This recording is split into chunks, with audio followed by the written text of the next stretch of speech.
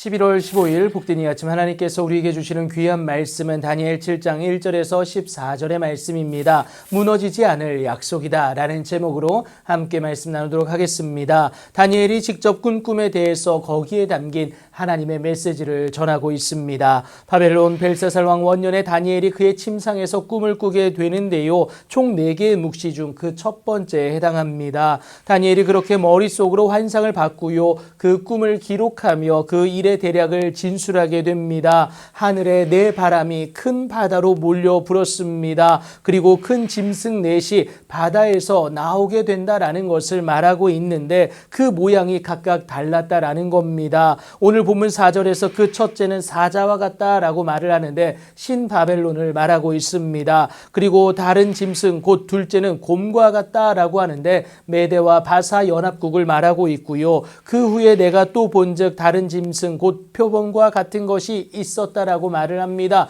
그것은 곧 헬라를 가리키고 있습니다. 또 내가 밤 환상 가운데에 그 다음에 본 넷째 짐승에 대해서 오늘 본문 7절이 말을 하고 있는데 그것은 곧 로마를 가리키고 있습니다. 그런데 이 짐승은 전에 모든 짐승과 다르고 또 10뿔이 있었다라고 특징적으로 기록하고 있음을 여러분들이 기억해 주시면 되겠습니다. 더불어서 그 뿔을 유심히 보는 중에 다른 작은 뿔이 그 사이에서 났다라고 기록을 하는데요. 이것은 적그리스도를 의미하고 있습니다. 네 짐승과 작은 뿔에 대한 환상입니다. 그런데 다니엘의 그 꿈이 여기에서 그치질 않습니다. 뒤이어 왕자가 놓이고 옛적부터 항상 계신 이가 좌정하셨는데 불이 강처럼 흘러 그의 앞에서 나오는 것 아니겠습니까? 악인에 대한 심판이 결코 모자람 없이 충분히 미치고 있음을 의미하고 있습니다. 그렇게 보좌에서 하나님이 친히 심판을 베푸시는 그 가운데에 책들이 놓여 있음을 우리가 알 수가 있는데요.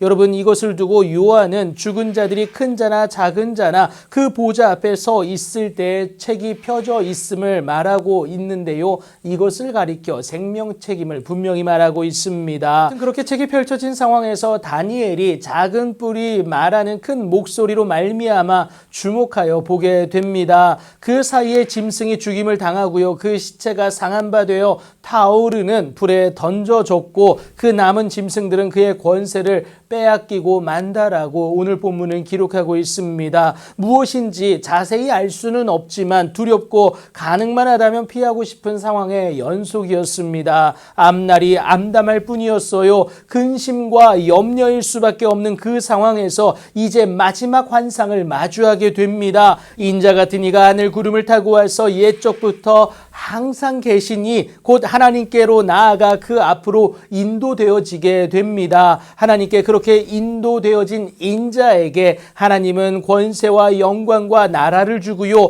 모든 백성과 나라들과 다른 언어를 말하는 모든 자들이 그를 섬기게 하셨다라는 겁니다. 그의 권세는 소멸되지 아니하는 영원한 권세일 뿐만이 아니라 그의 나라는 멸망하지 아니할 것임을 오늘 분명히 말하고 있습니다. 그 인자가 우리의 희망이 된다라는 거예요. 하나님으로부터 모든 권세를 이양받았고요. 하나님의 백성에 대한 구속의 사명을 갖지 않았습니까? 바로 여러분 하나님이 주와 그리스도 되게 하신 예수다라는 것을 여러분 꼭 믿으시기 바랍니다. 그 이름을 믿는 자에게 심판은 더 이상 없습니다. 있지만 없는 것이나 다름이 없다라는 거예요. 심판은 반드시 있어야만 합니다. 다시 말해 심판을 넉넉히 통과할 수 있도록 그리스도 예수가 우리의 프리패스가 되어준다라는 것을 의미하고 있습니다. 이를 두고 요한은요 하나님의 자녀가 되는 권세임을 분명히 말하고 있어요. 역사적 큰 바람이었던 내 나라들조차 이 권세를 이겨내지 못하였을 뿐만이 아니라 그 기간도 그들은 유한했습니다. 하지만 하나님의 자녀된 권세는 절대 무너지지 않는 하나님의